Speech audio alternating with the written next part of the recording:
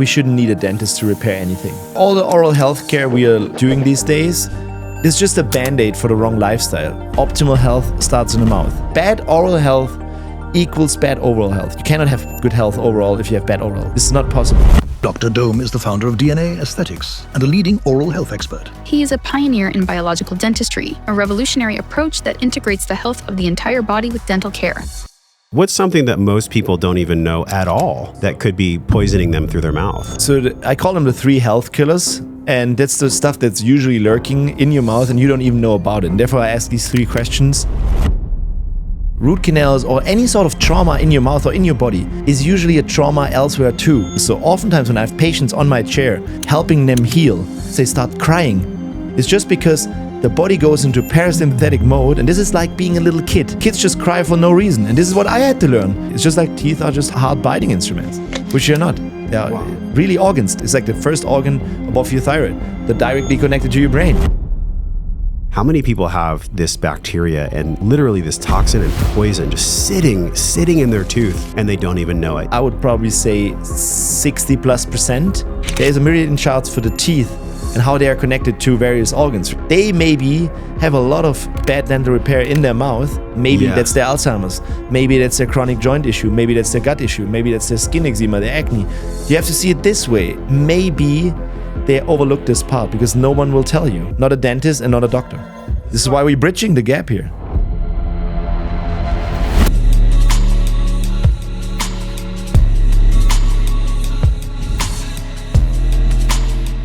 Hey, it's Josh, and thank you for watching this podcast.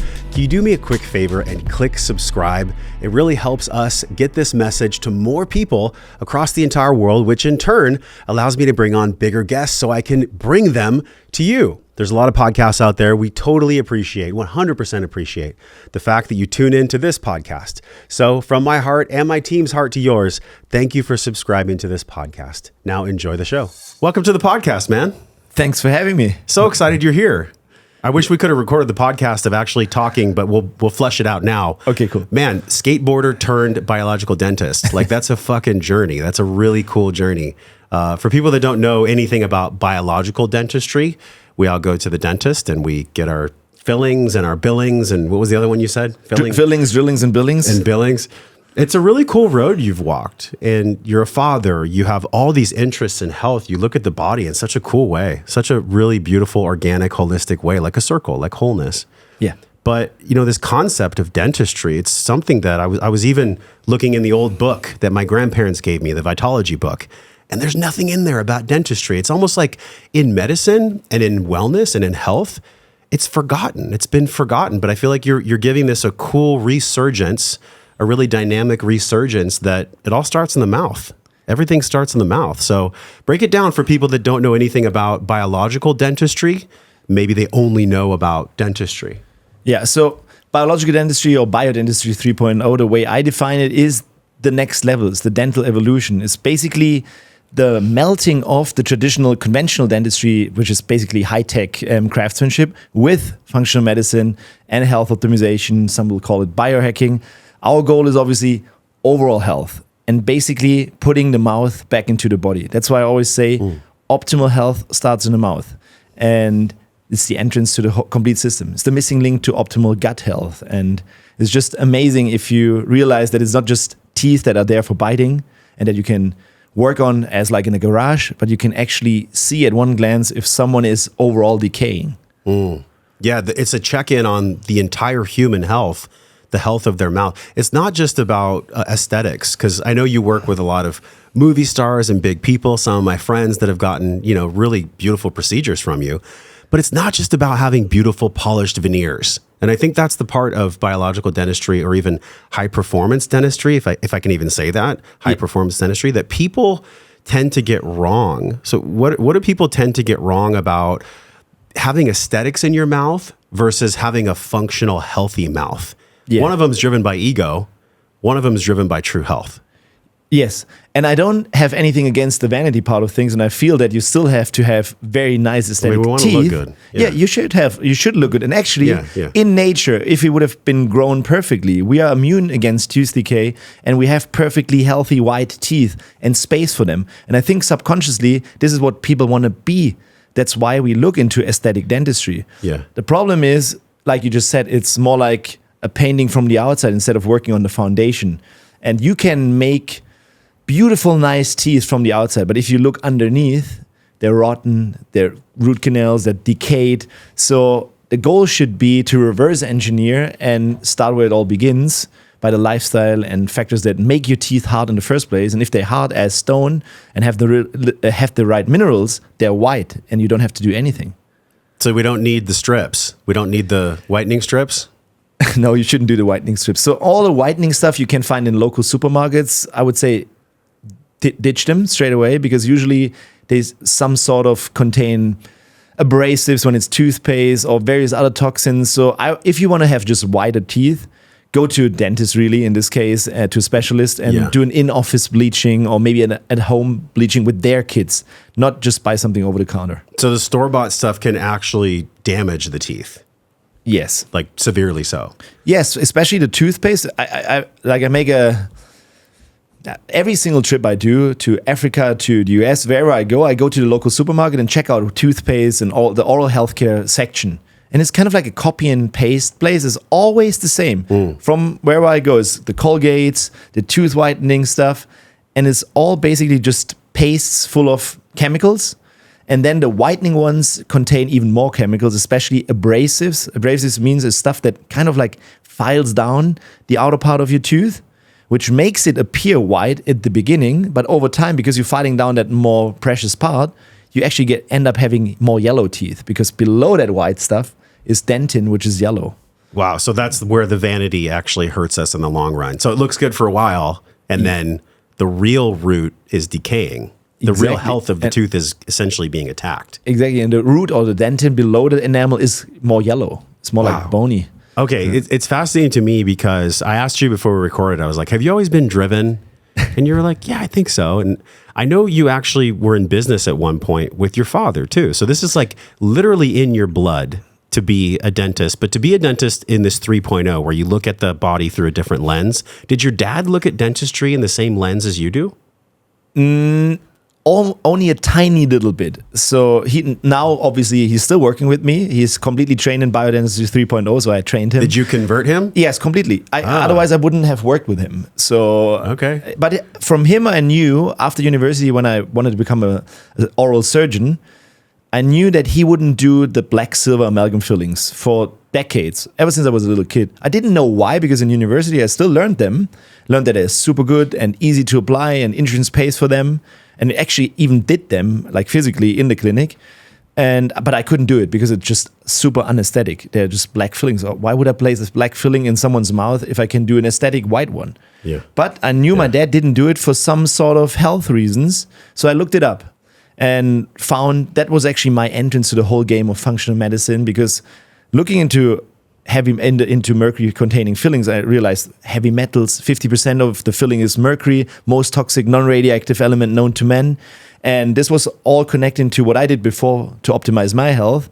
And a whole new realm opened up for me 20 years ago when I realized, wow, there's people talking about heavy metal chelation, heavy metal detoxification, and we put it in the mouth of patients, so I can't do it. So he kind of already merged that way for me, but for me, I went deeper into that rabbit hole. I started obviously with the mercury fillings. I looked into this, and within the first year, I thought if I remove these fillings safely for my patients and then put them on some sort of detoxification afterwards, I will heal all of them. Not the case. It's just part of their journey, and I realized there's more that we can optimize just by in the mouth, such as, for example, root canals or these cavitations.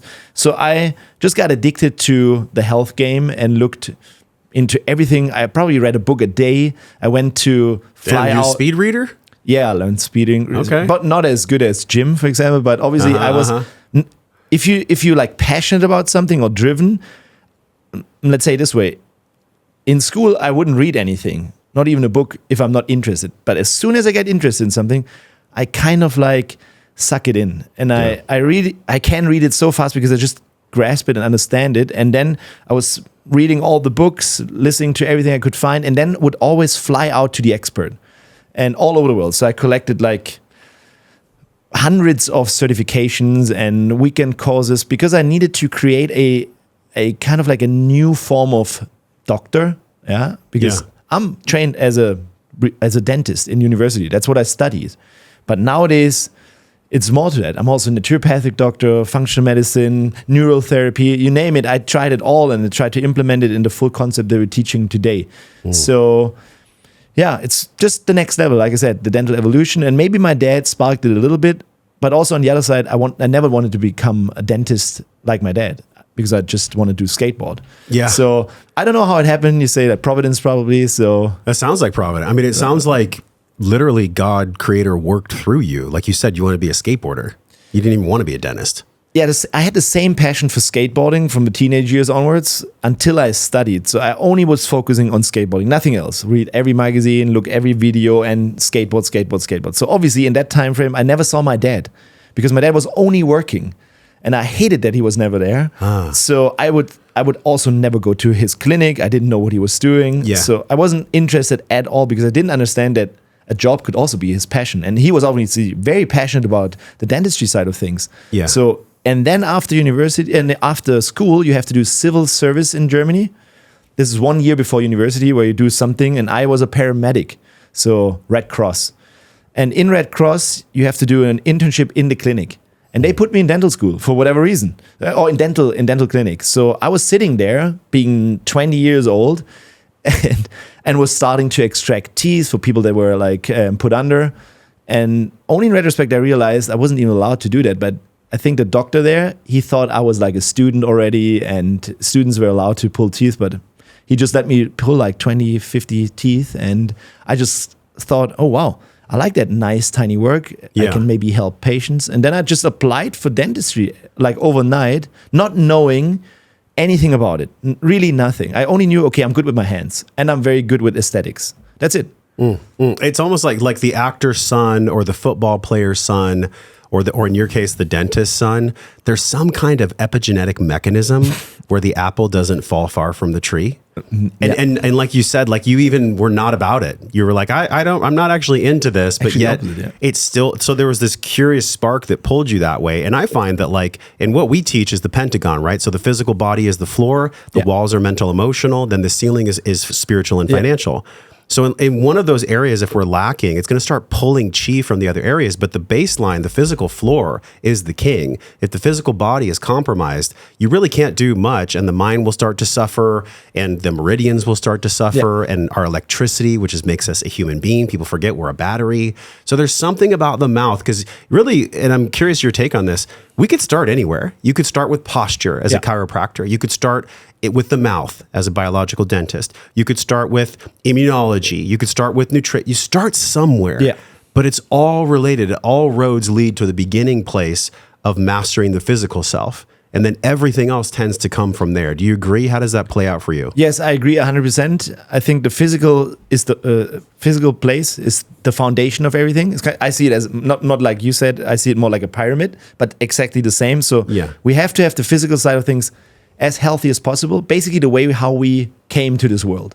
So dental repair obviously is nothing we had when we came out of our moms, right? So restoring the physical side of things is super, super important also to reach the next levels, the energetical level and the mental, the spiritual side of things.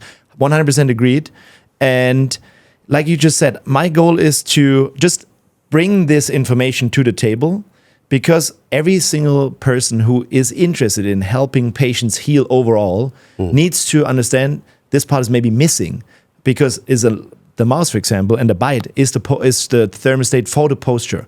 So it's also connected to the chiropractors. It's connected to all the things, your joints, your health, and also to the gut. And therefore, I think it's just melting it all together so that we all speak the same language and diagnose initially everything in the body to make the journey for the patient, which is always obviously individual. Some have no problem with their mouth, but some extreme. Some did everything already on their journey, but forgot the mouth, and they're still not superhuman. And this is the maybe that I'm always bringing to it.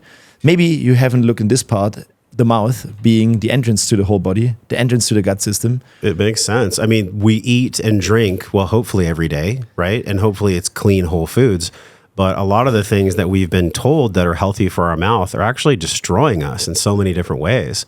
And you talk about this a lot in your media. And I think I even saw an Instagram clip, like you were just eating protein and you're a different kind of dentist. You're a way different kind of dentist. Like you show parts of your life that I don't think I've ever seen a dentist show. Like there's a really intimate way in which you live on social media and share your lifestyle with your patients, which I think is pretty inspiring because you could just wear a white lab coat and just be like the staunch person on the hill that people come to for their answers. But there's something different. Like you make it more personal with people. Does that come naturally for you? Or was that forced in the beginning? No, I think this is completely being me. This is maybe freestyling it. I have no structure or plan for doing these things, but what you just said, I just want to inspire people on their health journey and show them, hey, this is possible. I'm a dad of 4.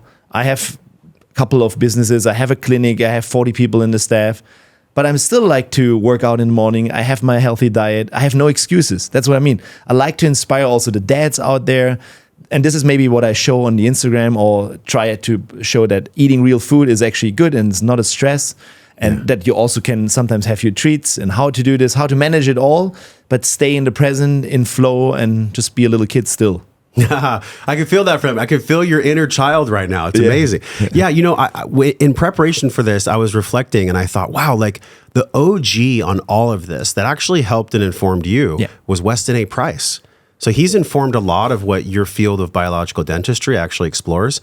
And the book is on the screen right now, y'all. This is a guy that traveled the world in the early 1900s for a decade. And he looked at all these tribes and he started to see this corollary between as soon as you would introduce foods that were outside of their tribal normality, their facial structure would actually change. This is so interesting, so trippy, that literally the food you eat, if it's outside of what your genealogy is supposed to be consuming, you'll actually change the structure of your mouth. Your teeth will start crowding. Yes. And it'll impact the way that your jaw functions. Can you expound on this? Because most people have never heard of Weston A. Price, Nutrition and Physical Degeneration. How does the food that we eat impact the structure of our jaw and teeth? So this was his curiosity in this book, Nutrition and Physical Degeneration, because at that time, I think all the processed foods started, like the refined flour, the sugar and all these things. And he just observed his patients as a biological dentist and saw that they get collapsed bone structures, no more place for the teeth, spacing issues, gingivitis, more tooth decay. And that's why he started to travel to maybe he had this hypothesis that food somewhat is connected to how we present physically. So he probably traveled by ship everywhere and looked in how the ancestral living would look like. And he realized that most of the tribes were grown beautifully, like all sets of the wisdom teeth completely in the mouth. Some even had 2 sets of wisdom teeth, beautiful white teeth, nose breathing, no mouth breathing, perfect posture, no scoliosis. But he also observed that let's say the younger generation of the tribes that had contact with the processed foods looked like extreme little monsters because obviously they had no callus to it and they were just newly placed with that processed foods. So they had very narrow faces already. He shows these pictures, crowded, extremely crowded, and calculus and tooth decay and gingivitis and mouth breathing. But basically, this is how our teenagers in the Western world look these days, 100 years later, still, because of that processed foods and the wrong diets. Have you seen the shots of the kids where their jaw is pulled back? Of course. And they have that overbite. Is that also related to nutrition, or is that something else? It is partially maybe genetic, and maybe it also comes from a couple of lineages that you have a little bit, the jawbone a little bit further back, but it also has a lot to do with how you will be fed during the initial phase of your life. So for example, breastfeeding, which is how we're designed to get fed as a baby. Breastfeeding is kind of like the first orthodontic treatment. If you suck on a breast as a baby, you need so much force to pull that nipple and that milk out of there so that it pulls your lower jaw forward. And at the same time, this baby needs to breathe through the nose, and this will create a wider palate. So if you breastfeed, if possible, not all women are able to, I'm sorry, but if you can, for 18 months at least, this will help your kid growing up a lot. But then obviously your kid will still grow up for the next 15, 20 years. So what you eat then will either build you big, like strong, or will make you look a little bit more narrow. And unfortunately, in the Western world, we grow too narrow. Therefore, most patients, I would say at least 80%, I have no perfect numbers for this, it's just estimation, but at least 80% of the patients I see have no space for the wisdom teeth. Some even need to take out more teeth in order to fit, to get a little bit of a bite. So this is degeneration, actually, nutrition and physical degeneration. And I think it's completely man-made. We can completely reverse it. Wow. But we have to know about it. Okay, dude. So you just pulled off like 5 layers that have nothing to do with conspiracy. This is 100% truth in literature. I'm sure you've probably put out a lot of content on teeth crowding at this point, right? The cause of teeth crowding. How much of it is breastfeeding versus can you correct it, essentially? Let's say that a mother can't breastfeed, and that's just like heartbreaking. It's so heartbreaking that a mom couldn't breastfeed, right? Because like you said, first time I'm hearing that, by the way, in 20 years. I've never heard that before, which is amazing. Yeah. That the jaw actually comes forward when the baby is learning how to nurse from the breast. That's so amazing. But let's say that a parent is wise and they're watching or they're listening right now, and the mom couldn't breastfeed. Then just eating a whole food, natural diet, organic as possible, pesticide free, could that reverse the damage of that jaw not coming forward from not being able to nurse? Yes, I think it's cumulative effect. So if you maybe the first 18 months weren't perfect because you weren't able to breastfeed, but you still had the bottle. The bottle still requires a little bit of strength for the baby to pull. I think it's a 1/12 of what the breast would do. But then afterwards is all about giving the right nutrients, eating real food, but also hard food that you have to chew. Because chewing in itself grows that bone. It's basically progressive overload of the muscles, which also help again with growing. And if you then see in the growing phase that the kid grows a little bit too narrow, then obviously you see an orthodontic dentist, an orthodontist is in the US, that uses uses some sort of manual treatments or appliances that will work with the growing of that kid. So not necessarily the braces that we're thinking about right now, like when you're 15 and everything is already finished and then you put in the force. Before you start sooner, you have not a chiropractor, what is the other one? An osteopath. An osteopath moving with all your structures, with your fascia, you implement the right protein, the right harder foods to chew, and then maybe some sort of removable appliances that work with the body instead of force, then you can totally reverse it. Yeah, so but you have to know again. And knowing is half the battle. I feel like I heard that on Reading Rainbow when I was a kid. So yeah, once we know, then what makes us actually make the choices to feed our kids better food, or even to change the foods that we eat? Because it's one thing to know, man. We can know. You can learn from this podcast, and everything that Dominic will share could change your life. Could absolutely change your life. So then why don't people do it? By the time somebody gets to you, there's been so many opportunities. It's not to shame or blame people. There's been so many opportunities where they could change based on the information that they now know. Maybe they've met with like 10 specialists before they get to you, right? What is it, in your opinion, that makes people change? So sometimes they have to have a challenge in their life, such as maybe us had, to just get hard knocked down, and they need to change something in order to get healthier. Yeah. This is one part of things. Or, I don't know, the main thing is actually just understanding that you can change, and that it's actually your responsibility to give the best possible back, because this is a gift that you're alive, so you can give something back. So, and you don't have to do it all perfect. Like, you can learn from all of us and grab the one thing that resonates, and you say, oh, wow, it would be so easy to just use a new fluoride-free toothpaste, or just start coconut oil pulling, or do something very simple, or start a healthy breakfast for now. Just implement this, and then by you doing baby steps along the way, maybe you get addicted. You feel, oh, wow, this changed something, and I want to know more. That was my same for me. So I was, like we talked about it earlier. Yeah. Like growing up, I didn't know about healthy nutrition. Sure. My parents were, my mom is a nurse and my dad is a doctor. So I was heavily medicated for everything, and obviously would eat the normal standard Western diet, always take antibiotics, various things, started drinking early, and just partied a lot and ate only processed food, mainly processed food, besides the one good meal that my mom prepared for us. But the rest was just fun times. But then it hit me hard, so I needed to dig myself out of that. And this is what oftentimes happens. So some need an emotional trauma, some are just very unhealthy, very sick, and they need something. So they have that sort of like I don't know how you call it, like a come to Jesus moment. They have to have this They moment. have a reckoning. Yeah, it can be a bad one. Like it feels in that moment, if you're sick, it feels really bad. Yeah. So that's why I feel all the patients, because I know where they're at and that they want to just become healthy again. Because if you're not healthy anymore, it's the only thing you want to have back is health. Everything else will become not necessary anymore. Like no one will be interested about the car or the money if they're unhealthy. And 10 years ago, I was only seeing super, super sick patients. It's really uncomfortable. People that had seen 29 different doctors, and they basically needed this sort of treatment in order to start their health journey. It obviously changed a little bit, and I'm still probably seeing more the outside extremes, super sick versus high performers, people like us that want to have the extra or the next level, the next edge. But all of us need a 10 out of 10 treatment. In between, like if you're an average person, you're quite fine. You don't need the extremes. You can just start with one little thing and then go from there and find a thing. But it's you. You need to change. And only if you want, you have everything, right? You I like that caveat you threw in. Only if you want.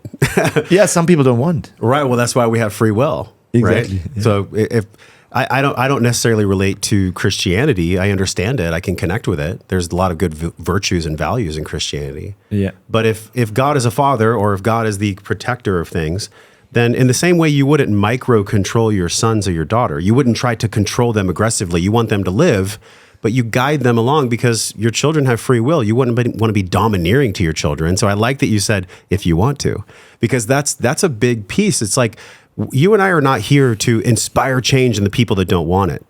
No, we're here to talk to people that want to change through new information, which creates wisdom through your life experience. Yeah, you cannot be the messiahs. That's not possible. I can only help people that already want it. It has to be some sort of mutual energy field that kind of like transfers then to the next level. It's cool that you say that with the kids. That's actually, I think, as fathers, that was one of my, this is a big learning, because obviously I was just thrown in being a dad. No one explains to you how to be a good dad and be a good father. You just have your ideas. And obviously kids, at least I have 3 sons and one daughter. The boys, they triggered me hardcore. But I knew already, because I was doing so much for my own health journey, that I knew when I get triggered is my problem. So I would initially go there and look, okay, why is this guy triggering me right now? What is my problem there? And usually it comes back to me being a kid. So I had to work on unresolved psycho-emotional trauma and look at these side of things, and then realize, oh, wow, this is how we can all change together and how I can help them grow up. And still, I'm not perfect. Like, I'm also, if they're too loud, I sometimes be too loud again too. And even though I don't like it, I explain it in the evening. I teach them the nutrition side of things. I go skateboarding with them. I just try my best. And I think they appreciate it. And on this trip right now, I made it a family/business trip, and I specifically tried to do it both. And like you said, I'm very driven, so I have no problems with reaching goals and pushing things and building things. It's easy for me. Balancing it out with family was harder the first years.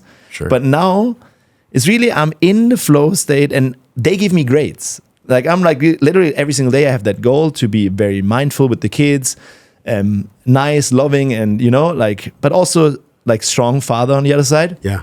And then in the end, they give me like a grade from 1 to 10. Like 1 would be really shitty dad, 10 would be really good. And I'm striving for the 8 to 10 every day. And they have their goals too every single day. So I like doing this with them. It's fun. So I really love that trip right now. I can relate. I love that we're weaving in fatherhood with dentistry and oral care, because literally it's the same thing. Alex Charfin was here, and he sat across the table from me, and he said, "Oh, you're driven? It's hard to turn it off, huh?" And he stopped talking, and I was like, "Yeah, it is hard to turn it off."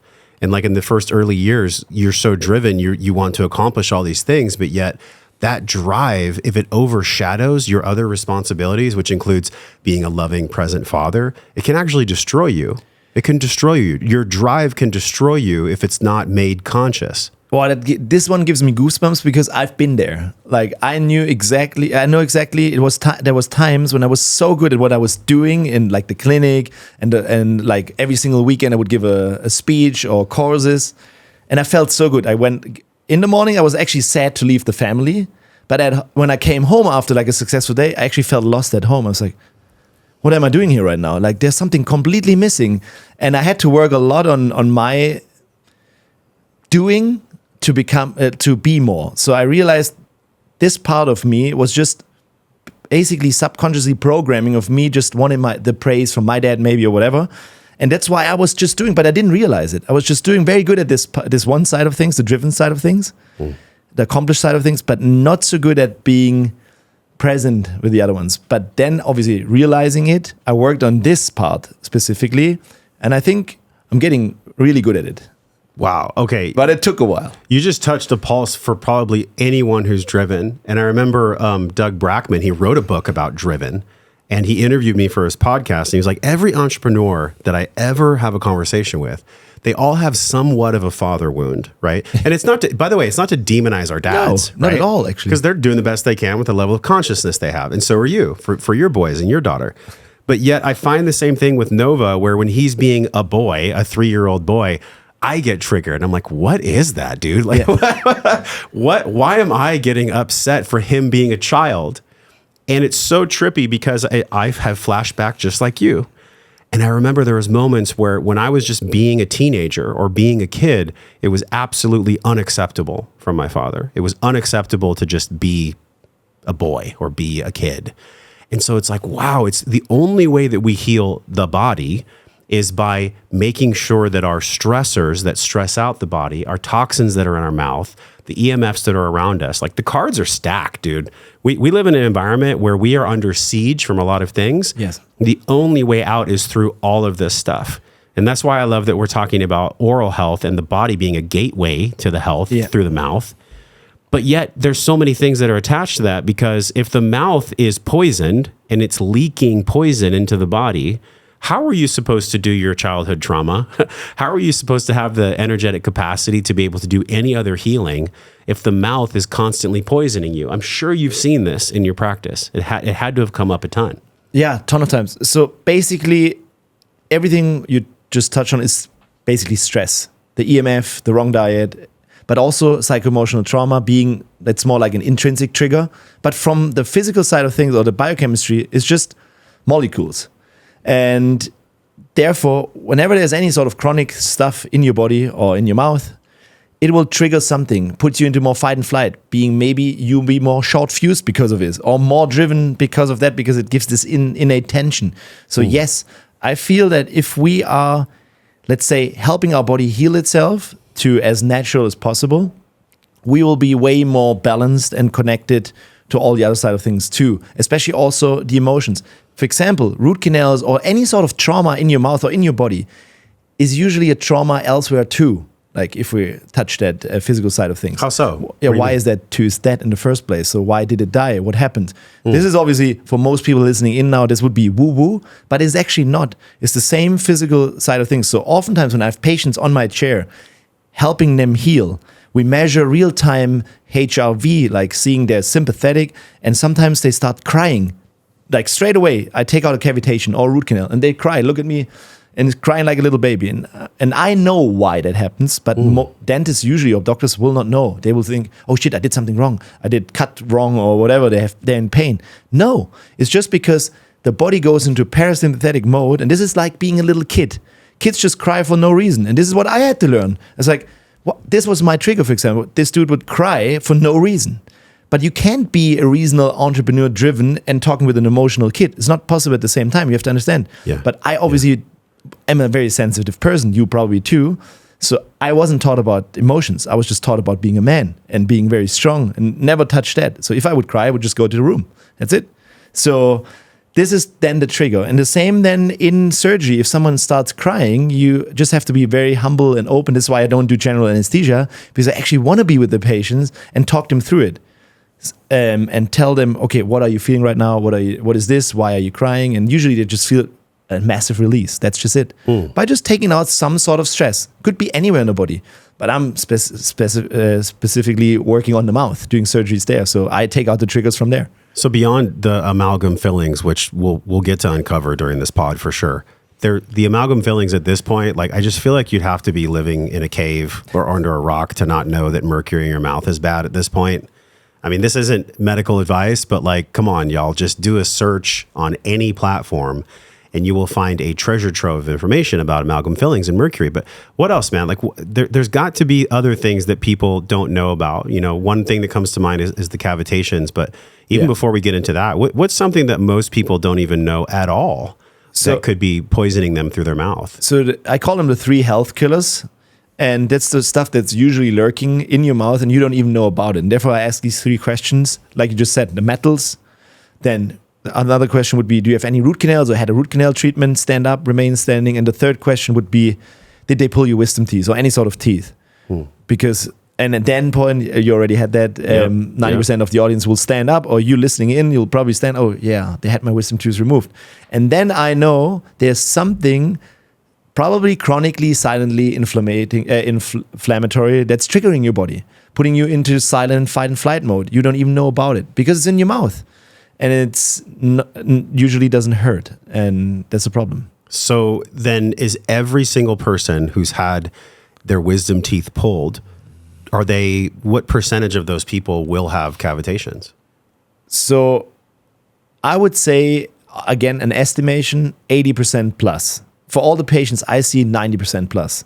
It's really rare that I don't see one with cavitations. I can explain to you why that is. It's actually quite simple. So a cavitation is the layman's term for a chronic silent jawbone inflammation. It's actually medically would be called FDOJ, fatty degenerative osteonecrotic jawbone. Say that 10 times fast. FDOJ, exactly. Wow. And how does this happen? It's basically a construction site that never stops. So you had your wisdom teeth pulled in the teenage years. So did I.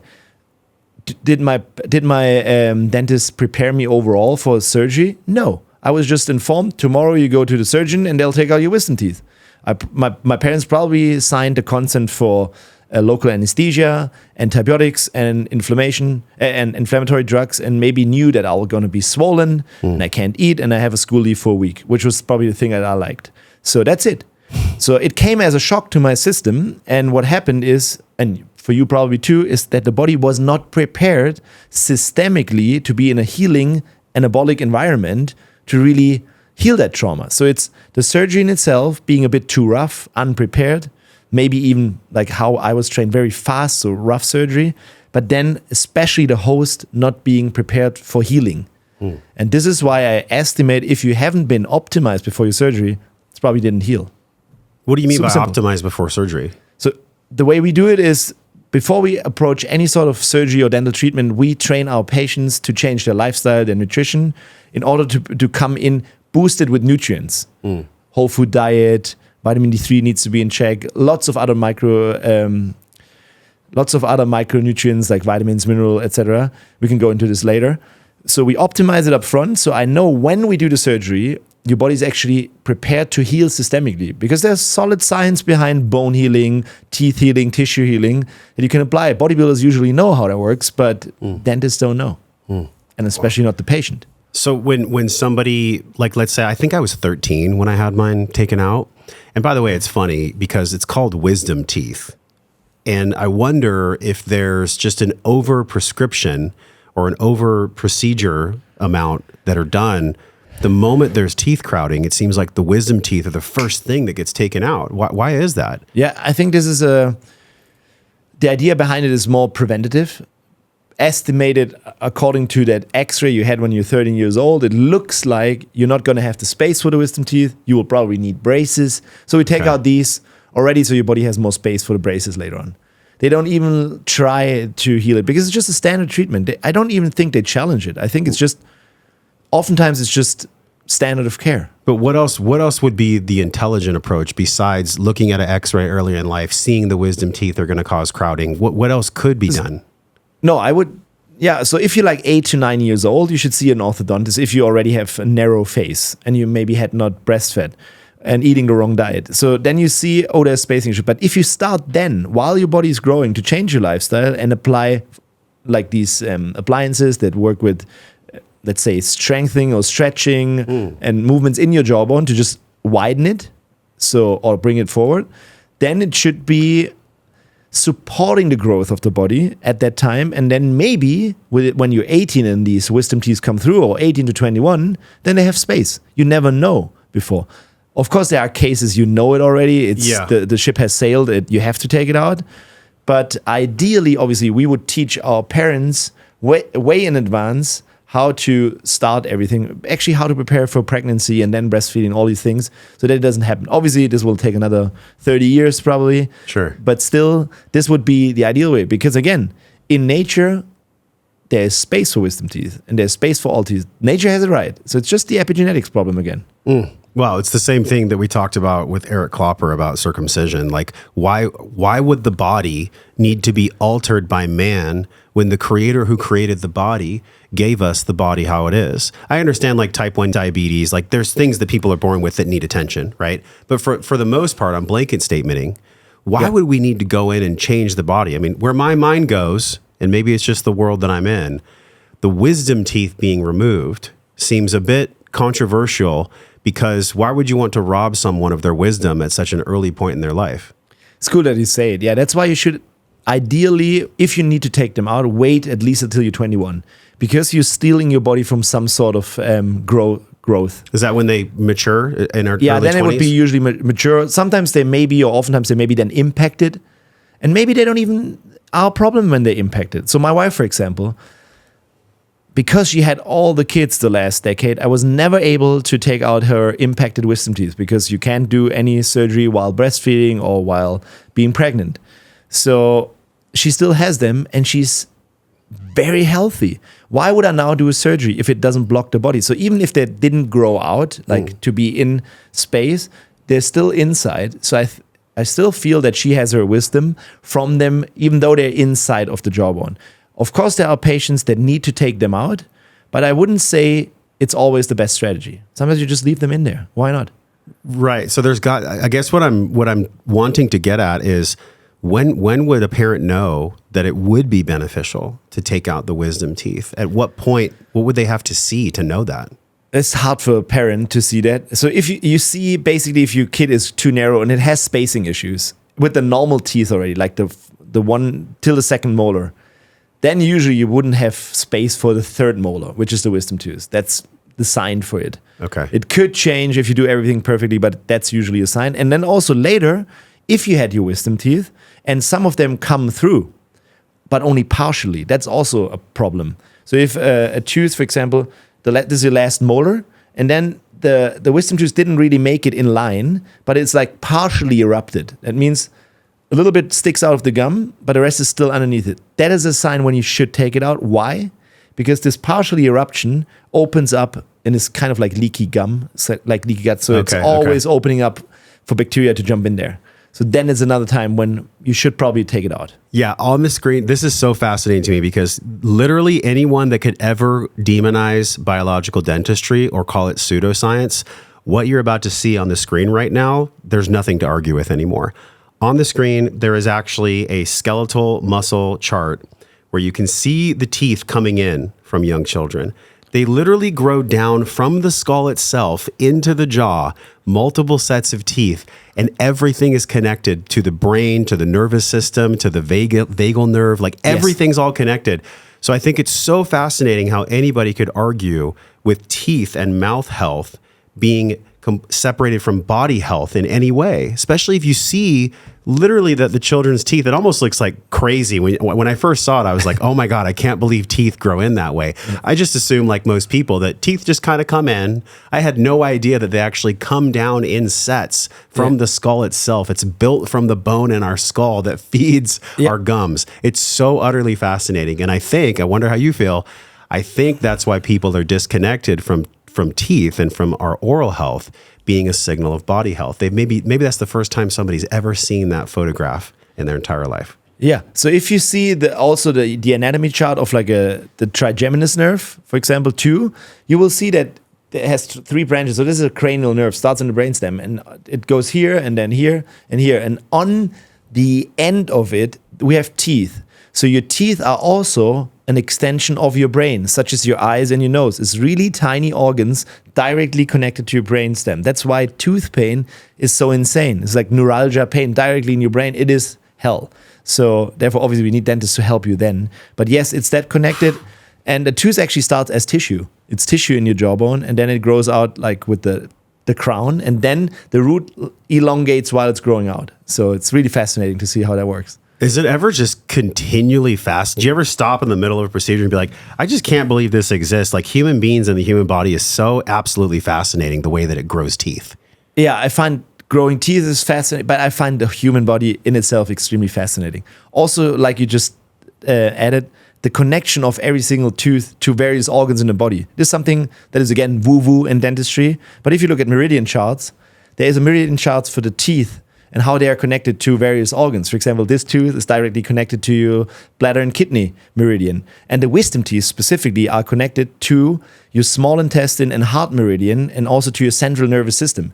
So if you have any sort of stressor there, this will basically maybe block your small intestine, and then you maybe have SIBO, or you have skin issues, or your thyroid is connected. So you have to understand that this is just the autonomic nervous system, but this is not something you learn in university. It's just like teeth are just hard biting instruments, which they're not. They are really organs directly connected. It's like the first organ above your thyroid. They're directly connected to your brain. So the wisdom teeth are directly connected in the meridian to the heart.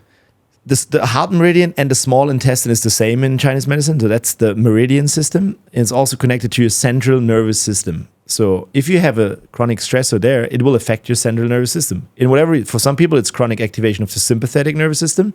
They're just more in stress mode. Yeah. For others, it's activation of the parasympathetic. They're in toxic vagal syndrome. Same. They're just too lazy. So both is possible. It's not just always being in a fight and flight. Sometimes it's the opposite. Still not healthy. It's pathology. So you have to just see that person individually and see how you can help this person in the first place. It's not everyone is the same. We're all different. What do you mean by the toxic vagal? A toxic vagal that's actually a syndrome. So if the vagus nerve is one of the cranial nerves, it's actually the parasympathetic nerve, and is actually parts of the trigeminous nerve that goes to the teeth, this number 5 cranial nerve.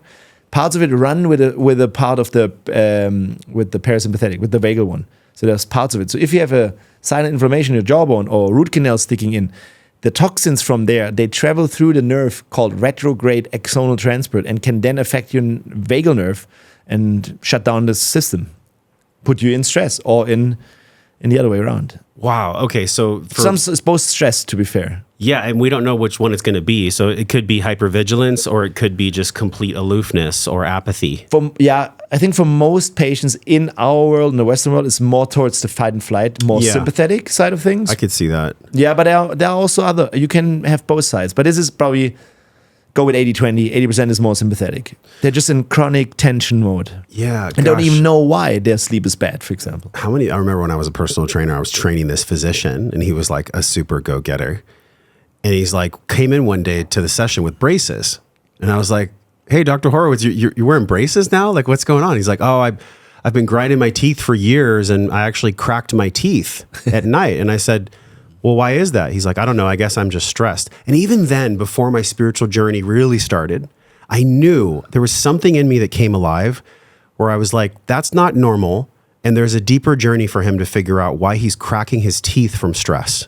Mm-hmm. And I just wonder, like, if he had amalgam fillings, or if he had some cavitations, or root canal. Like, this is why this podcast can change someone's life, because literally a cone beam is fairly inexpensive, right? Can you talk about that? Like the cone beam scan that's not, by the way, at your regular dentist. It's not there. Yeah. What is that? And how does that show people where they actually could have a cavitation? How do you get that false positive or the real positive for a cavitation? Yeah. What's that all about? So cone beam scan is actually a 3-dimensional X-ray. And I just realized on this trip that is actually not even 10% of all dentists having such a machine in the office, because it's fairly expensive. It's not there for most It's not offices, there. No, yeah. I thought it's more standardized. No. But again, me in the bubble, obviously I have that machine for more than a decade. I got to drive like an hour away to go find an office. That's why also when we plan cases for all patients flying from all over the world, we always just use the 2-dimensional panoramic and estimate if the wisdom teeth is gone, probably going to have it, and then we do the cone beam in the clinic. But always, cone beam is the gold standard to diagnose it.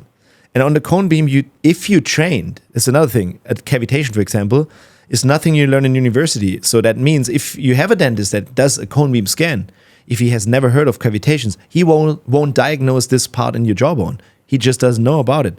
But what you see on there, if you're trained, and my tribe, the real biodentists, obviously they know, is just you see a dark area in the jawbone. Usually the jawbone is not the bone you would think of like with bone marrow and stuff. It has is a spongeous bone. So you have these spongeous particles in there, and you can see them. Really looks like a sponge on an X-ray, but this part is then missing. So you only see there's an outside cortical part, the hard part of the bone. Inside is basically black. You can just see there's an osteolytic process in the jawbone. So there's missing bone. You cannot see from the 3-dimensional X-ray, is there fatty tissue in there? Is there hollow space in there? What is in there? This then just comes with the surgery. But this is what you would see, and this is the gold standard to really diagnose it. But again, caveat, you need someone who knows how to diagnose it and knows about it in the first place. So why is that not taught in traditional training? Actually, I don't know why it's not taught, but I think it's all so slow. So I did study dentistry. And like you said, my dad was a dentist too. And when I was in first year of dental school, my dad said, what you're just learning right now was already outdated when I learned it. Why are you still learning this? I'm like, I don't know, Dad. I just have to do this university right now. Just let me do that. So I didn't know. And I think it's the same. It just is so slow, this approach. And it takes decades, probably 50 years until it catches up. But there's tons of research for cavitations. There's actually one guy in Germany, or an older man. I call him the Yoda of cavitations. His name is Dr. Johann Lechner. He has devoted his life to study cavitations, and he has written a lot of great books, tons of research about it, and he's doing it for 45 years. He is still getting attacked by the university and everything about it, but he shows it clearly. He did so many samples of these surgeries, like sent it to labs and look for microbiology, what bacteria and viruses and fungi live in there, and parasites even. Also toxicological reports of it, so thousands of it. And he also did, I think, 12 to 14 peer-reviewed papers on it that are actually also connecting the cytokines in these cavitations with breast cancer and various other things in the body. No one is listening to it. And here comes the part where it's really interesting now, actually. There is in these cavitations, besides maybe being a breeding ground for anaerobic bacteria and parasites and fungi, there's a specific chemokine. So probably, I don't know how the audience in this case, but let's say what's a chemokine? You know what a cytokine is? Yeah, inflammatory marker. Yeah. So chemokine is another thing that how the body communicates. It's just chemokine, and there's a specific one to that area called RANTES, RANTES, or in medical literature it's called CCL5, chemokine lignin 5. So if you look into Google Scholar and do a search for CCL5 and multiple sclerosis or any sort of other symptom diagnosis, you will find literature, a lot of it. And this is where medical world is looking for this RANTES or CCL5, and dentistry has the solution, but they don't know about it. So we have to now finally merge it and tell them, and then we can help so many people with rheumatoid arthritis, with MS, with all these various different things. Because it's just another chronic silent inflammation in your body no one talks about. But we know chronic inflammation is triggered to chronic infection, chronic stress. And this is killer number one for chronic health issues, which is the epidemic of the 21st century. Do you think the same people in the universities that are attacking the mentor, the Yoda, are the same people that say quotes like, well, just trust the science. Science has become their god, so it can never be questioned. Yeah, they trust research. And science is obviously what comes next. So science is not research. Yeah, but those are the people, yeah. It's not on a paper, so it's not existing. But science is, in my opinion, is actually the stuff that we look for what has not yet been discovered. Yeah. That's science. And then research is basically the papers where we have agreed on with randomized controlled trials, for example, that this is always the case. So that's set. But this is, if we would stop there, there's no more progress. But progress is evolution, and it always goes like this, obviously. And we need to find next ways. I'm trailblazing the way for biodentistry for decades, just being curious. And I don't say that I know the full picture, and right now I do ceramic implants, but maybe 10 years from now there's better solutions. Maybe we can grow teeth. I don't know. But if it's happening, I'm happy for it. So I'm not saying, I learned this 10 years ago, I'm sticking there. I think what happens, and I'd love to know what you feel about this, is like somebody invests 10, 20 years of their life into a field, right? I can only imagine how much sacrifice it is to become a dentist or a doctor. It's not easy. Like you have to really, really throw down in many different ways. And so if all of a sudden there is this study from Yoda in the cave, and he's like, hey guys, this is actually what I found after 40 years. Let's take an honest look at this. Then everyone else who is trained in a different way, the opportunity cost of them changing their practice is so vast because they would have to go back and change so many things. Just like the same thing happens in medicine with virology and immunology. It's the same thing. It's true. The opportunity cost is so great that they'd have to have a gut check moment where they realize that if their ego's not in check, they could fall into a trap and say, I just wasted 10 to 20 years of my life, John. It's all gone. But it's actually not the case, because you said, which I believe all physicians take, or even a dentist takes an oath, first, do no harm. Exactly. That's the oath that everyone takes. That also means let go of my ego if it is doing harm. If I'm worried about the opportunity cost of having to actually change my position after 10 to 20 years of practice, then so fucking be it. Because your patient's health is the main thing anyways. First, do no harm. I think that's why people don't change, 100%. especially in medicine or dentistry. Yeah, I get it. Opportunity cost, I didn't know the word, but that's the problem. I get it, and I have trained so many dentists over the years, and there were some called, for example, the root canal specialists are called endodontologists, and they really they do a great job. They even use microscopes. And then there was one guy sitting in front row and asked me, you telling me that root canals, is what my main profession is, are not healthy for the body? And I should get rid of my 50,000 euro microscope? And I was like, yes, you should, if this is the next level for you. And if you're the right person, you're open-minded, they do it. I have so many trained that said, okay, I understand it. I want to help patients. I realized the last 10 years were just bringing me to this level, but I'm up for the next level. But you need to have this sort of mindset. Therefore, all the dentists I'm training these days, they learn the mindset change first. They have to start with themselves. They have to change their nutrition. They learn the food design, the bone healing. They learn everything. They come to me for their surgery, for their cavitations. They come to see me, and I take out the root canals and place an immediate ceramic implant. They don't stop out. They have to practice what they preach later. This is how we do it. Otherwise, they can never help you heal. If they're still not healthy, how should they do it? Wow, I just got like a full body chill on that one. Now, I mean, really, because if you're not a walking embodiment of the work you're doing in the world, people don't trust you. And somebody could be a really great speaker, right? And even a great surgeon or a great dentist. But if they themselves, if there's something in their being that's not trustable, we can sense it. Like Dr. Zach Bush calls it the enteric nervous system and the redox communication between our digestive system. Mm-hmm. There's something, and even Stephen Porges talks about this with the micro muscles in our face, where when you and I first met, we were looking at each other and getting the vibe, right? Yeah. Can I trust this person? Is he legitimate? Is he an embodiment of what he said? Like, this is all happening on a very quick, unconscious level. And only possible in person. Yeah. You just Zoom's got those filters, y'all. It makes you look like you're a candy cane or something. It's quite interesting. But yeah, that's why I think that you're so good at what you do, and it's why you have people coming to you more and more and more. It's why at first glance, when the PR company reached out to us, I had never really even heard of cavitations or of biological dentistry. I had heard of like organic methods where we're doing the oil pulling and the teeth and the tongue scraping.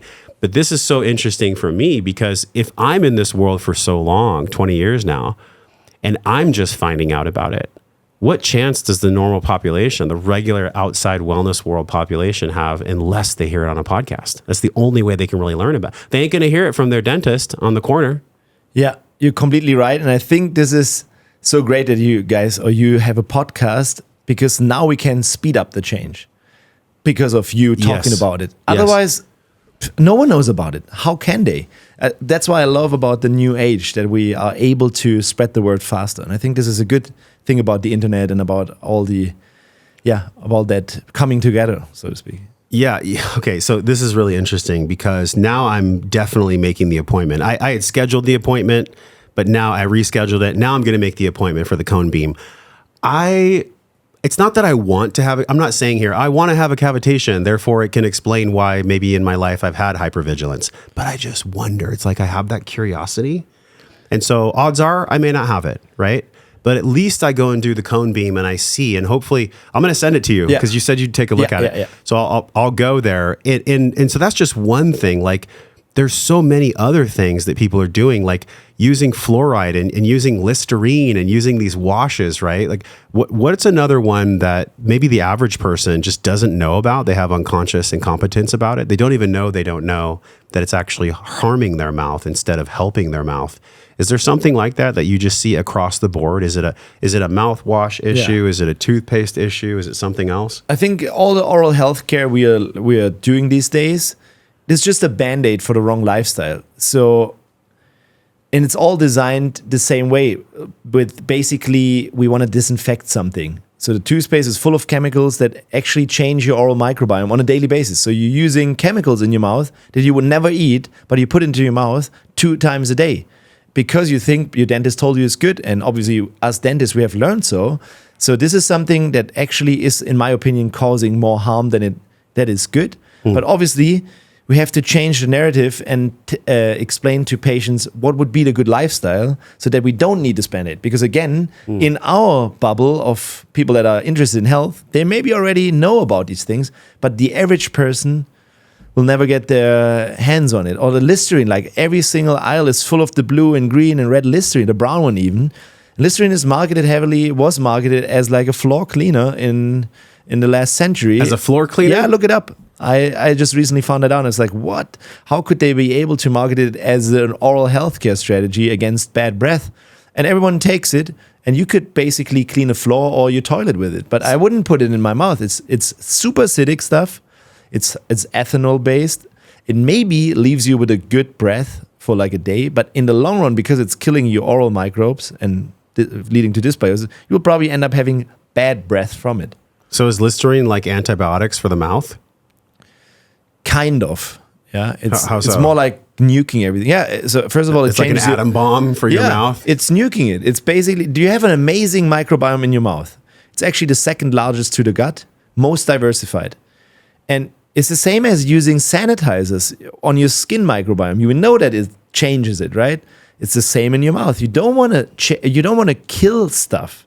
You want to modulate your immune system to balance the microbiome out, maybe. So maybe at the beginning, if you're like having a lot of oral health issues and you see a dentist, you have lots of tooth decay, then you maybe need a chemical or let's say an antibiotic mouthwash. Yes, because you maybe have some bacteria that are really too overrepresented. Yeah. But that's maybe for 2 weeks, 3 weeks, maybe 4, but not your whole entire life. For the entire life, it will be ideal to sort out the nutrition and then do something that is soothing to your oral microbiome and balance it. And then your immune system, our immune system is the main issue why we're all chronically unhealthy, because it's getting into attack mode because of all the various different stressors. So taking away a few stresses is actually a good thing. That's so true, because most people would go to the grocery store or Costco and buy like the 40 pack of the Listerine. Yes. And you're saying it's floor cleaner? Come on. It's floor cleaner. Come on, guys. It's marketing. Marketing can harm you or it could help you. Oh it's actually also super acidic. And we know that if you have an acidic level below 5.5, that this will demineralize your tooth enamel over the long run. So you want to have your, let's say, your oral pH more to the side of 7. And if you do Listerine, it's too acidic. And same is also ethanol based. So it's alcohol. And why would you do that? So it makes no sense. It has better alternatives that are just free of. That's literally, I was just going to be like, okay, so do we get like a mint plant and then mix it with baking soda and hydrogen peroxide? Or like, what do we use as a mouthwash? You could actually probably do what you just said, but I would only just go as a strategy we use is called oil pulling. It's Ayurvedic classic strategy. Coconut oil pulling specifically, because coconut oil is antibacterial and antiviral. I think probably all of us have extra virgin coconut oil at home, at least the biohackers. Sure. To fry something in it. And you just basically take a teaspoon of it in the morning or whenever you have the time for it, put it in your mouth, swish it around for 5 to 15 minutes, then spit it out. That's it. And that's it. You can obviously enhance it by maybe putting a little bit of propolis drops to it and a few clove or essential oils. But yeah, you could just go with the coconut oil. That's it. It's basically for free. And it's especially good in the wintertime. I don't know if you have wintertime here. Oh, yeah. It gets cold. Oh, it's cold. The pipes broke in Texas, man. Did you hear about that? Does it get really cold? Oh, it gets so cold that like pipes burst and people's apartment complexes flood. So yeah, Texas is wild. In Germany, same. So if the wintertime comes and we have more immune triggers, more viruses or bacteria coming in, the oil pulling actually helps extremely, because the mouth is your first defense and you have more bacteria in there. So if you can take them up by pulling that oil and spit it out, is a good strategy. So it allows the good microbiome to flourish. Yeah. How so? Because the other one, Listerine's nuking everything, it's right? It's nuking everything. It's just like, it's a bomb you're putting off in your mouth. Yeah. But then how does the coconut oil promote the healthy microbiome in the mouth? It's more specific, and just it will take up a few bacteria and viruses that don't like the lauric acid in it, for example, but some love it. So the commensal bacteria seems to like it. You can also go with other oils. It's also the fatty component of the oil that helps with the toxins, because usually toxins are fat soluble, so we'll just stick to it. You could also do olive oil pulling, or or let's say cold pressed walnut oil. You know, seed oils, if they're highly refined, is not ideal. Yeah, don't use the canola cold pressed oil. ones. I don't know if it's cold pressed canola oil is existing. Might be okay. I don't know, but not the expeller press stuff. Yeah, not the super refined stuff. Is that stuff actually? If you would oil pull with it, I'm quite sure that you will get bleeding gums from it over time, because it's an inflammatory thing. That wouldn't surprise me.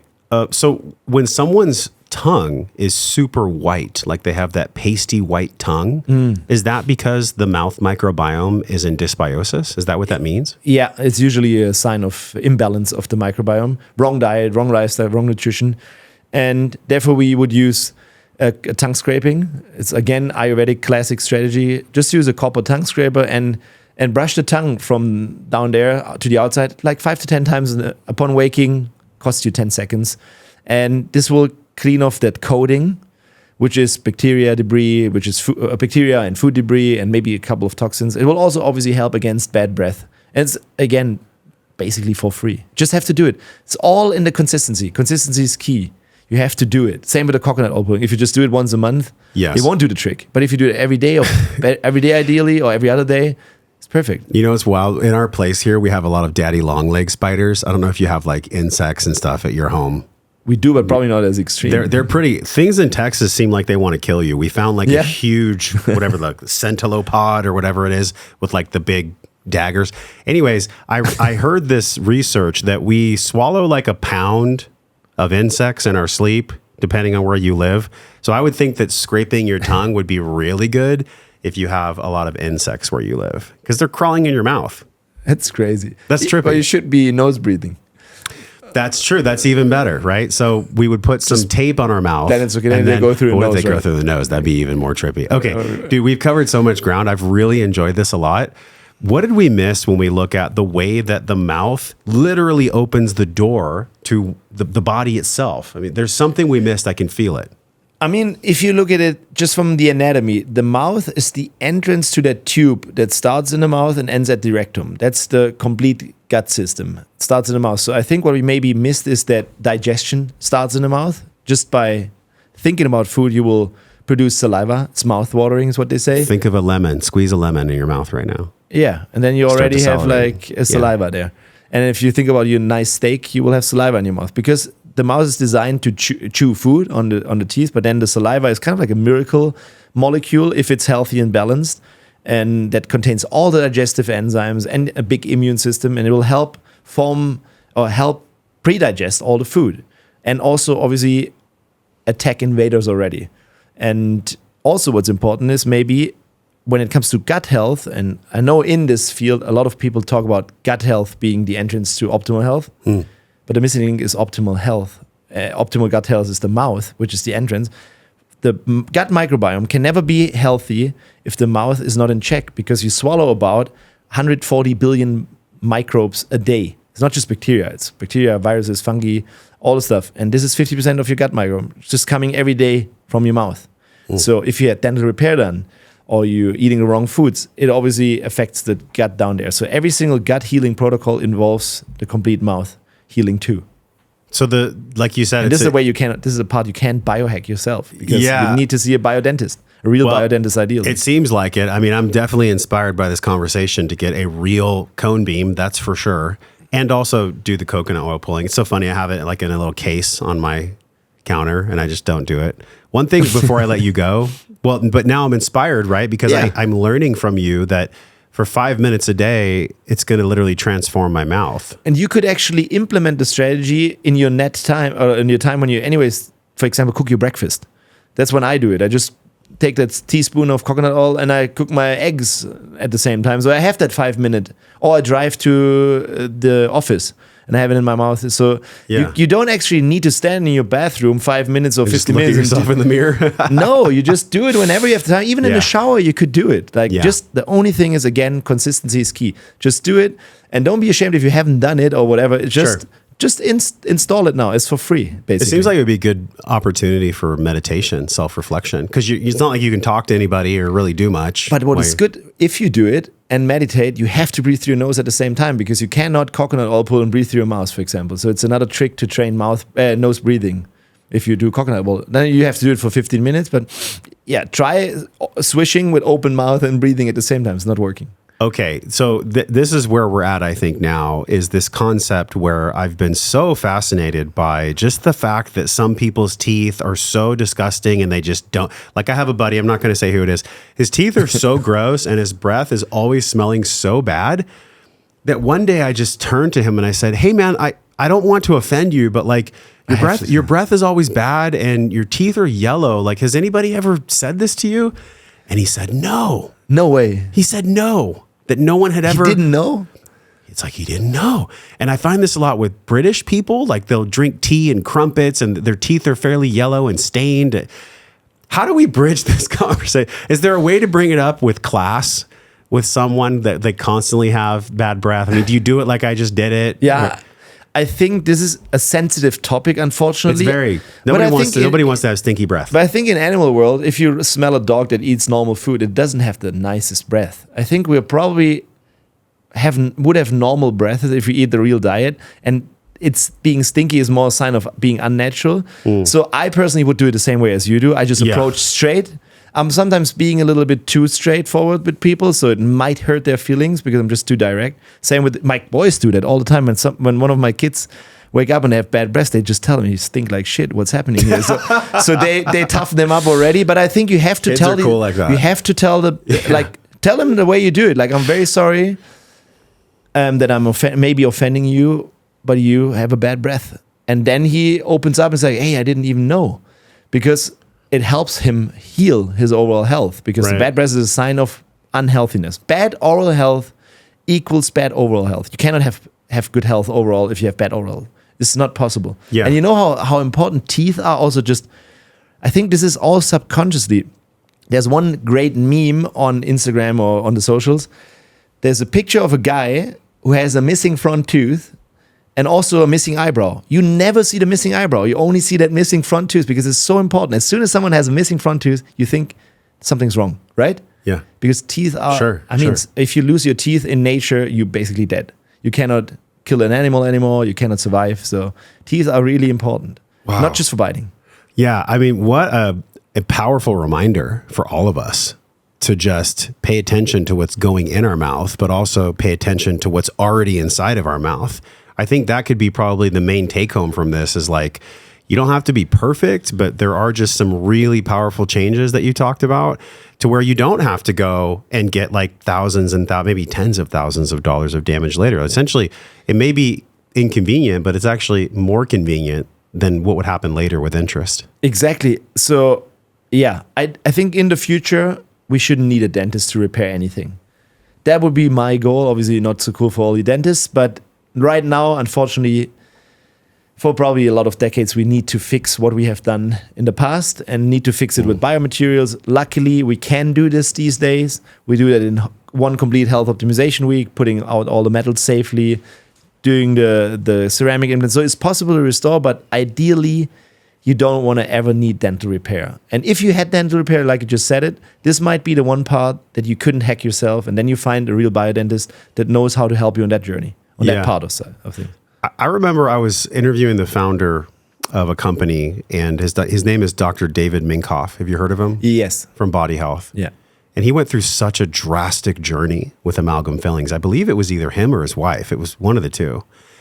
And literally, when they were in the office and they finally actually protruded the tooth and it started coming out, the smell, like the smell of the bacteria was so intense that it filled the entire room. And I wonder, like, gosh, how many people, if you had to guess, I know you don't have the data on this, or maybe you do, how many people have this bacteria and literally this toxin and poison just sitting in their tooth, and they don't even know it? You had said that 80% of people that come to you that have a cavitation scan have some kind of a cavitation from the cone beam. If you had to guess, how many people actually have toxicity in their mouth and don't know it?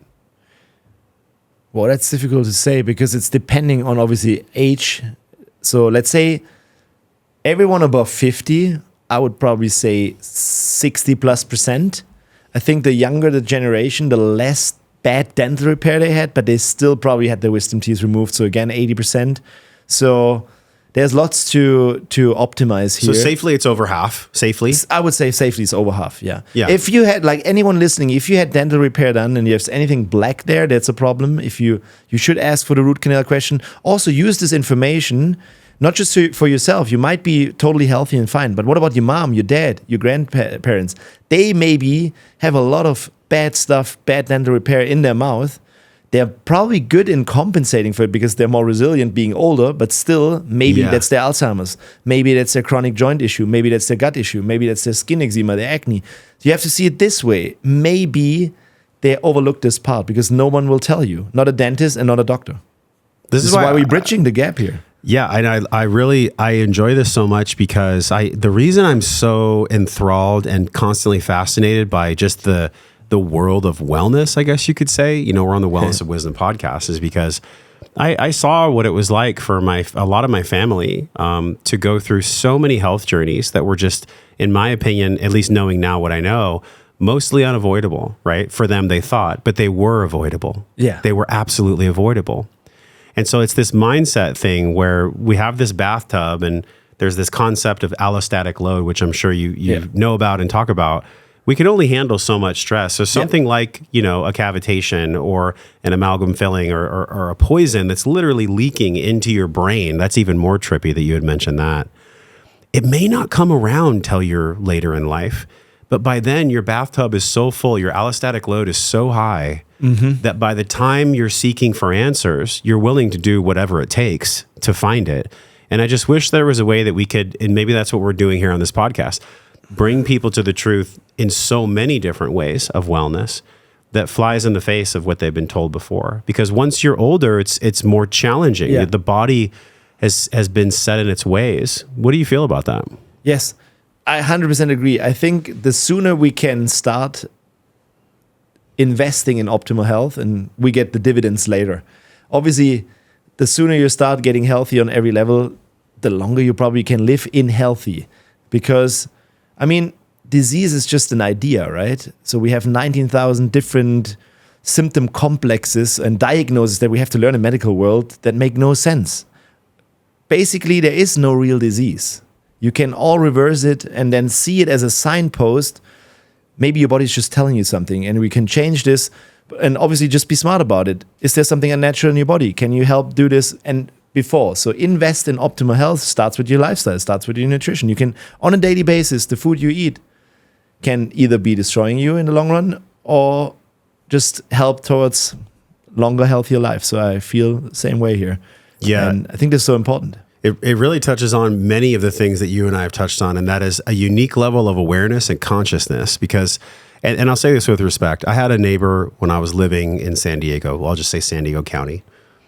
And he came to me one day and he was like, yeah, I got diagnosed with cancer. And, I'm going to fight this thing. And he was, I could see within him that he was already gone. No. Just by the stamping of his physician that said, you have cancer. He allowed it based on his level of consciousness. And by the way, it's not to demonize him. And I say this with respect, right? Because it's a very touchy subject. Yeah. He had already lost. He was already defeated in that moment. And he eventually passed. He died. But I could tell, and the answer that I'm really wanting from you, because you see people when they're typically later on in their journey, when things haven't worked out very well, they come to you. What is it unique about the mindset of somebody that believes that they are well? Not pseudoscience, but like truly believes in their heart that they're well, and that this illness or this disease has come to them to teach them something radical about themselves. Yeah. That's exactly what it is. It's just teaching you something that you find. That's what we said about with the Game Boy of life. This is just, again, your end boss. You can either go this way and the soul goes away because you already lost the fight, so to speak, or you say, oh, this is my challenge. I'll fight it on a positive way. I'll balance it out better than fighting it and find the way. The body's just, the universe is just showing me something. But then obviously you need people that can guide you on that way. That is why we, I think, come all together like a wolf pack of health. Sure. And tell them, do you have, sometimes they just need that, patting on the back. It's like, dude, you got it. It's possible. Because like you said, with that cancer diagnosis, the backpack you get on is basically you're going to die in 5 years. Yeah. This is hard for the spirit and the soul. I have seen friends of mine, 36 years of age, getting the diagnosis, and you couldn't even visit them anymore because they were dead 2 days later.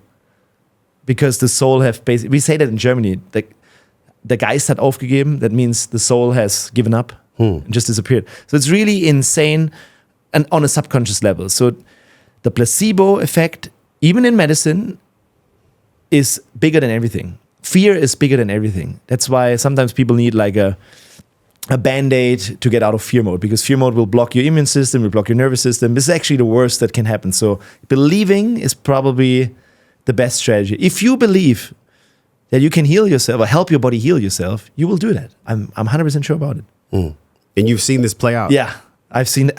You cannot imagine Numerous times. if you work with thousands of patients, especially in that world of chronic health issues. I have seen people die, obviously, but you see a lot of things that you cannot explain, and you're like, it's not possible. Like on the next day after surgery, they tell you 80% of all the stuff that I was working for the last 20 years is gone now already. I'm just like, goosebumps again. That can't be possible. So obviously I have the moral obligation to share with the world that this is possible. I don't say that the root canal is killing you. I don't say that. I don't say the mercury filling, because there are people out there, they're so resilient. They can probably smoke 90 cigarettes a day and drink beer a day and only eat processed foods and still get 100 years. Yeah. But the truth is most people get unhealthier. They may be getting older, but they're not healthy old. Because my goal is, and yours probably too, is to get as old as possible, but with a young cell. So I'm just more wise in the end, but I can still lift and do great shit when I'm 100 years old. Why not? One of the guys, Right? I'm so with you, because one of the guys I would love, if there was one person who's deceased that I would love to interview, it's Alan Watts. And Alan Watts has such divine wisdom. I mean, it's like, y'all have to look at Alan Watts. And what he talks about that you just said, but he describes it a bit different. He said, really, the goal is to get paid to play and to grow older, but keep your rascality. Be a rascal, like have fun with life, have an edge to you. Yes. Even Matthew Hussey, the relationship coach, says women want a good man with an edge, right? They want a man who's powerful, but playful. Yeah. They want a man who is in his masculine and his feminine. And I think the people that really win at life and really succeed are the ones that are in their 70s, 80s, and 90s, and they're still a fucking rascal. Yeah. They still enjoy their life. And yes, they have little tweaks and aches and pains and whatever, but they're not susceptible when they get like the ivory tower saying, you have cancer. This is your diagnosis. This is who you are. God, it just dominoes people, right? So I wonder, like, and obviously for confidentiality, you can't share names or specific situations, so just share whatever you can. There's got to have been one patient that came in and you said, wow, this person, I know in my heart they're going to get well because I can feel it from them. I can hear it in the way they speak about their condition or what they're working through. Do you have someone like that? I mean, there are many people like that coming in. How do they speak and what do they emit? Who are these people that know they're well? They're just more like us. You can instantly, I would say, you instantly feel that they're more present. You can feel that they're not afraid. As soon as I have, unfortunately, most patients that come in, they're in fear mode. I have to be the other side of that and compensate for them. So to tell them, hey, even though you have these things for 30 years of life, don't tell yourself the story. We can help yourself and help your body heal. Just trust in the process. But they have told their stories so often. So more of the people are actually in the fear mode. But there are some, and they're just like, I think they're just like us. They're playful with their life. They know just another challenge. They might be a sporty, an athlete or an entrepreneur. They had a fair share of other challenges. They just see it as a challenge. I think this separates it a little bit. Fear versus what is the other side of fear? Some people just have the opposite. Love and connection. Yeah. They just know maybe they have a better, they have a purpose in life. Purpose in life always helps. You can feel it. They will know it. And even though you throw at them 100 diagnoses, don't affect them. They don't even trust that system. So for me personally, I learned all this luckily soon enough, very early in my career, about all these mindsets. And Who taught you? I learned from so many, but one of the biggest mentors was Dietrich Klinghardt is his name. He was integrative medical doctor, but he did a lot of work with psycho-emotional trauma, but very good overall doctor. And when I learned all his teachings, so I became an ART. It's called autonomic response testing. It's muscle testing, basically, what he does, but also for the psyche and everything.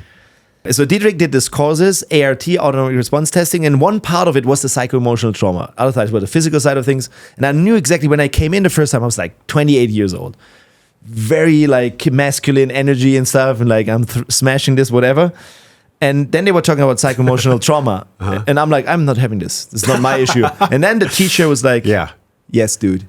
You will see on this weekend. He singled you out. He's like, he needs it the most. Exactly. He said, you are the one needing the most. And then I see myself next day crying, like having so much issues to work with. So I know exactly how it is. But this is obviously humbling you down and telling you, man, this is how you can improve too. And then you see it. This is what you see then. I think if you're a little bit ahead and always try to improve yourself, you can help your patients better because you see where they're at right now. You can feel their level of fear or their level of being, if I can say so, and just tell them, don't be afraid. This is just your healing journey. And then you have to reaffirm them oftentimes, because they come back to the story.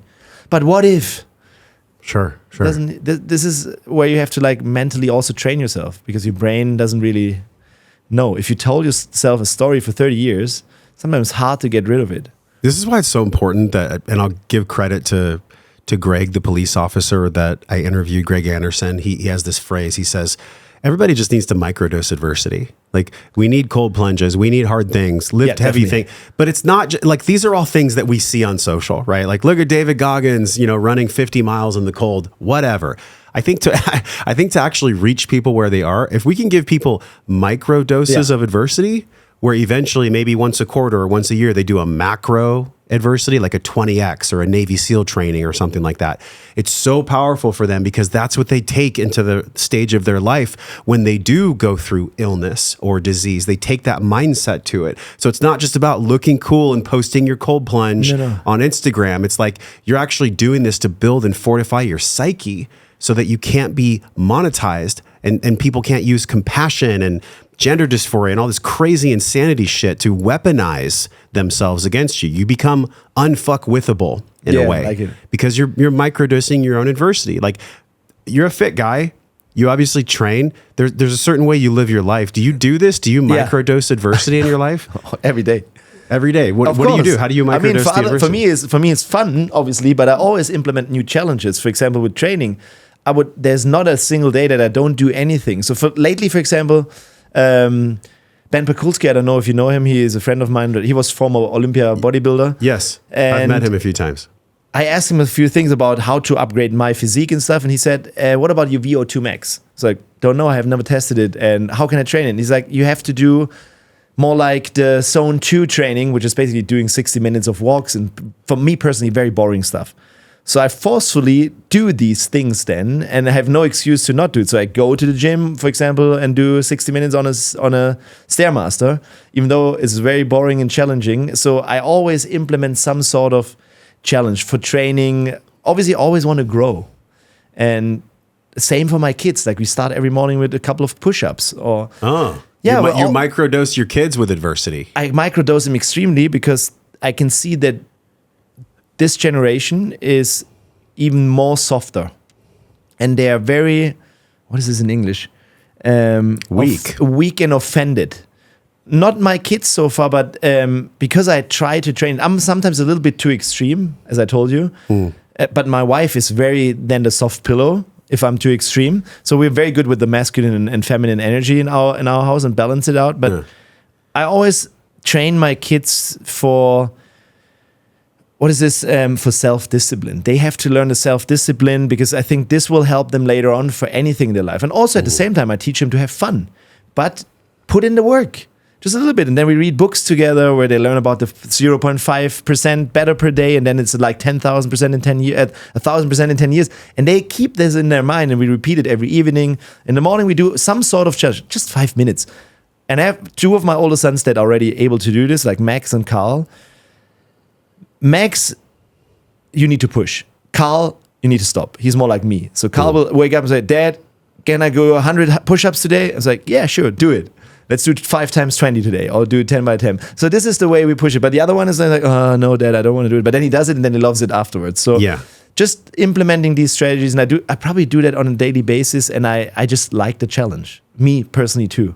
And therefore, obviously, I also challenge my patients a little bit to Yes. change this. I think it's important. Well, because I like what you said, and it makes I feel empathy and sadness for what you said as well, because I can see it. Like I can even see it. And I say this with love, like in my nephew's generation, and I think he's like 19, 20, right?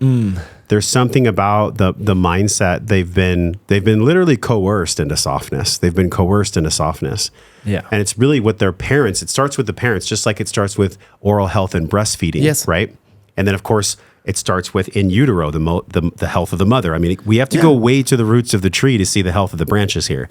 And so looking at how kids have been raised in the past 10, 20 years, gosh, there's a lot of momentum, Dominic. There's a lot of momentum against that generation with automation of food being dropped off at their door and literally an attack on health that is so subtle, so subversive that if you're not careful, it can just take over. Yeah, and the same with the technical side of things. Like all the iPads and iPhones and stuff, I don't have anything against it, but managing this with kids that are like 10 years old, is really difficult. I want them to be able to use technical things, like gadgets and stuff. But at the same time, I don't want them to be controlled by it. So I have to give it to them, but then also have restrictions to it. So I think this can only do the parent. Only parents can tell them, you do 30 minutes of screen time, but only if you read 30 minutes. You do another 30 minutes, you have to do something else for 30 minutes. And then what they do on screen time is also important. And I think maybe sometimes therefore I will be strict. Mm-hmm. And I hope my sons will like it in the end. Because sometimes obviously I hate it inside that I have to take it away. Yeah. As you know, but at the same time, I have to be the dad. Or the father. I can't be always the dad, the cool dad. I have to be a father. It's like, no, bro, sorry, it's too much. And then he learns it. Luckily, hopefully. God, I'm same with the food, same with everything. Look, this conversation's metaphysical. It's not just biological dentistry conversation we're having. This is a metaphysical conversation because so many elements of how a human being is raised and how that impacts their health and their habits and their mindset flows into the habits that they have for their mouth, flows into the food that, I mean, it's literally, and I know y'all are going to be like, okay, we know this. It's all connected. It truly is all connected. Everything that we do impacts everything else. And when one area of our life is suffering or it needs attention, it's going to start to pull resources from another area. It's unavoidable. There's no way around it. So if the only way out is through, where do we go from here? You know, what do we do from here? Like, how do we raise the next generation of children with health as a focus and with microdosing adversity as a focus? Yeah. What does that even look like? Because I know a lot of parents are with us too. And yes, the mouth is an important conversation, very important. Yeah. But it's attached to everything else. It is extremely attached to everything else. So this is a question I get a lot is, my kid has tooth decay. What can I do? So like baby teeth already being black and rotten is a big thing these days, especially in the Western world. And the first thing I always ask is, have you had their vitamin D3 level checked? Because usually it's too low. And we need vitamin D3 to build proper teeth and bones. And then the second question would be gluten intolerance, because there's lots of research showing tooth decay, especially for kids, being linked to celiac disease and leaky gut and gluten intolerance. No shit. Basically celiac disease, but I know if someone has celiac disease, being gluten intolerant is almost celiac disease, so leaky gut and stuff. So this is the two questions, and usually then they see, oh wow, my kid is actually eating, it doesn't have a sweet tooth. I just weren't able to teach them real nutrition. And this is, again, what we need to bring to the table before you even basically get your kids, or before you even get pregnant. Would be ideal to know how to feed them, because as soon as you give kids processed foods or hyperpalatable foods, I think they get addicted way faster than we do. Oh, yeah. Because it's like giving an alcoholic a drink. They eat it, and then obviously they don't like the other food anymore. Of course. And as soon as you start it when they're like 2 years old, it's just too young. I mean, I don't mean that you cannot give them like a little sweet treat here and there, but it's again the 80-20, but 80 towards healthy, real food, and 20 the other way. So that's what we do in our, like, let's say our trip right now. I want my kids to eat a burrito, to eat their ice cream. I want it. but I want to have the 80% covered. So I ask them in the morning, what do we eat for breakfast, boys? What builds your body? Do you know? What's the building block? So they will tell you protein. They will have their eggs. Then we try different things with eggs. Then they love their meat. So in LA, where we're at right now, there's, I think, a lot of Mexican culture. So there's a lot of Spanish food. Yes. And they found out that they love tacos with meats in it. Oh, yeah. And then we find gluten-free ones, for example, even though we also will do the normal ones and burritos. So I'll test food with them. And I think there will be the kids, if you really ask them to put a pile of gummy bears and a steak, what they would choose first, they would do the steak. I'm 100% sure, because I don't want to say I indoctrinated them, but this is just how we live our lifestyle.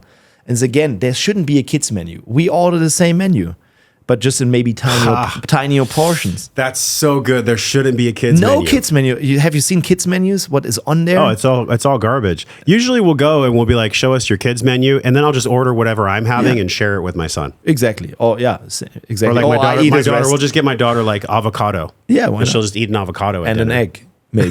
Eggs and avocado, perfect breakfast. Okay. It's also good for strong teeth. Listen, this has been amazing. I love learning new things, and I've probably learned like 20 to 30 new things on this podcast.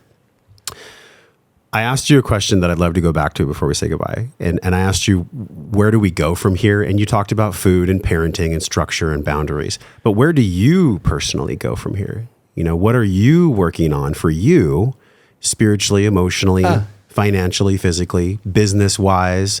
Where do you see the next 5 to 10 years of biological dentistry unfolding into? Like, if you had to close your eyes and just vision in the future, where do you think it might look like? I do that a lot of times, to be fair. Okay. Yeah, because there's always certain levels that we have to master to get to the next one. And like I said already before, I had to get rid of that me being good at just doing, to becoming and being myself. So I'm just basically being the beacon for biodentistry, and my mission is to help as many people as possible to get to that information. But also, I think I'm a big teacher, and I love to share my information with like-minded dentists, the tribe that I call the real biodentists, the real bees like Wu-Tang Killer Bees, because it's just fun. And I see myself that I don't know if I will franchise things or stuff, but I definitely need to create places for optimal health, starting in the mouth all over the world. And it started already. So it's not that it's really future work. It's already started, but I see the next decade will be me being more out there, not too deep into the surgeries. So I have to get myself a little bit out of the operational side of things. And I did already. I have 5 dentists in the staff and very good skilled surgeon, Dr. Bene. So it's coming, it's getting there, because otherwise no one will teach. And then we don't change. I know that this is the mission, and I can also see on these trips that I do right now, is this possible with kids and family at the same time? Can I juggle it? Because as you know, I was very good at just doing things. I could have just said, hey, I'm good with my clinic. It's all running, it's super smooth. But I think it's not my purpose in life. My purpose is to share it and to spread the word. So I totally have to get rid of this shell of myself that was good at performing and just be more. I think this is where I'm at right now, and just experience this. And by doing this, actually create something bigger. Well said, man. Really well said. Yeah, I feel like most masters, they go through the stage where they're a prince, and then they become a knight, and then they become a king, to quote Alison Armstrong. And so I feel like in order to really earn the seat or the throne of a king, you had to have really lived and had experience and had real challenges along the way, where I think one thing that I'd like to offer as far as wisdom to that generation we were talking about is many of them, they want to skip the stages. They want to, especially with the rise of social media, they want to go from like the prince to the king, and they want to skip everything else. Yeah, but that's not possible, y'all. It's not possible to skip. And honestly, when you skip, it actually turns out to be a much longer road, because you get burned really badly. Because when you do get the chance to showcase your skills or be whoever it is you are, it will be very apparent that you haven't earned your path to get there. This gives me goosebumps right now. It's exactly the same thing that I told my kids these days. You can see it already as kids, just by, for example, skateboarding. One son just practiced the kick turn a little bit more often, the basics, and he just did a rock and roll. It was just drop and then twist. the younger one. And then the older one was so frustrated. And I told him, dude, he put in more work. He just did the reps for the basics, never skipped the basics. So he learned it straight away that he also has to do the stuff that is a bit more boring. So yes, like you just said, put in the work. I think this is 10,000 hour rule. Yeah, at it's least. I know in social media you see and you swipe and there's a successful person, but you don't see the 20 years before. And this is why you put in the hard work. And I specifically love to put in the hard work. I don't want to hack away my training and only do 20 minutes a week. I want to specifically do all these things and then implement it into my lifestyle and routine. So yes. Great podcast, man. Where can people go to get the book and your website and your social media and get wise to their mouth? Thanks. Even so more. the social media handle is on Instagram is Dr. Dome1, DOME1. Hope you put it in the show notes. Okay, we'll do it. And then for the training for the real biodentist is the Institute of Biological Dentistry. And then there's Dr. Dome Official is a webpage where you can find the book. You can find the book, It's All in Your Mouth, basically, I think on all book platforms. Okay. And the training for the dentist, I said. Then, yeah, all the other things is probably linked to Instagram. It's the easiest. Amazing. Thanks for coming to Austin. Thanks for having me in Austin. Enjoyed you here. Okay, y'all, until we see on another episode, Dominic and I, we're both wishing you love and wellness. We'll talk with you soon.